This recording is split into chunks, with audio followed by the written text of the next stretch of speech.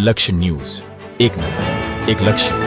તાગધરા Surendranagar road પર આવેલા દેશળ ભગતના આશ્રમ ખાતે રજપૂત સમાજ દ્વારા સમૂહ લગ્નનું આયોજન કરવામાં આવ્યું. આ પ્રસંગે કુલ 9 યુગલો દંપતીઓએ વૈદિક વિધિ અને પરંપરાગત રીત રિવાજો સાથે પ્રભુતામાં પગલાં માંડ્યા હતા.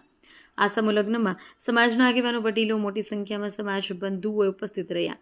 તમામ 9 દંપતીઓએ વડીલો દ્વારા આશીર્વાદ આપવામાં આવ્યા અને સુખ દાંપત્ય જીવન માટે શુભેચ્છા પાઠવવામાં આવી. કાર્યક્રમમાં રાજ્યના પૂર્વ કેબિનેટ મંત્રી I.K. જાડેજા વિશેષ મહેમાન તરીકે હાજર રહ્યા. તેમણે પોતાના સંબોધનમાં સમૂહ લગ્નને સમયની જરૂરિયાત ગણાવી હતી અને દરેક સમાજને આવા કાર્યક્રમો યોજવા અનુરોધ કર્યો હતો. I.K. જાડેજાએ વધુમાં જણાવ્યું કે સમૂહ લગ્ન દ્વારા આર્થિક બોજ ઘટાડવામાં મદદ મળે છે અને સામાજિક એકતા તથા સમરસતાનો સંદેશ મળે છે. આયોજન દરમિયાન 9 દંપતીઓએ ઘરગથ્થુ સામગ્રી અને વસ્ત્રો સહિતની ભેટ સામગ્રી પણ આપવામાં આવી.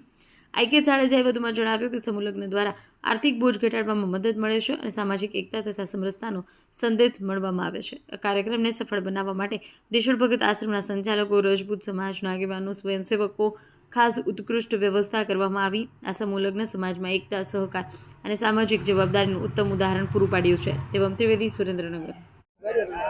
આજે સંત શ્રી દેશળદેવની જગ્યામાં રજપૂત સમાજના સમૂહ લગ્નનું આયોજન સમાજ દ્વારા જ્યારે હાથ ધરવામાં આવ્યું છે, 9 દંપતીઓએ આ સમૂહ લગ્નમાં જ્યારે જોડાયા છે, ત્યારે હું સમગ્ર સમાજ વતી એમને શુભેચ્છા, શુભકામનાઓ આપું છું.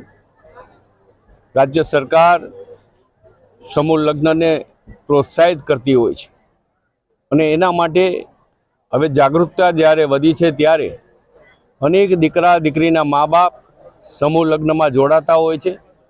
એવા માતા પિતાને પણ અભિનંદન આપું છું કે આપણે ખોટા રીત રિવાજોથી દૂર રહીને સમૂહ લગ્ન દ્વારા સમાજની શક્તિને વધારીએ અને સમાજની શક્તિ દ્વારા રાજ્ય અને રાષ્ટ્રને સુખી અને સમૃદ્ધ બનાવીએ.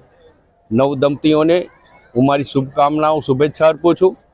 તેઓ ભવિષ્યમાં પોતાનું સુખમય જીવન જીવે, સાથોસાથ સમાજની સેવા કરે, રાજ્યની સેવા કરે અને સમાજ હિતના કોઈને કોઈ પ્રકારના કાર્ય કરે, એવી એમની શુભકામનાઓ, શુભેચ્છાઓ.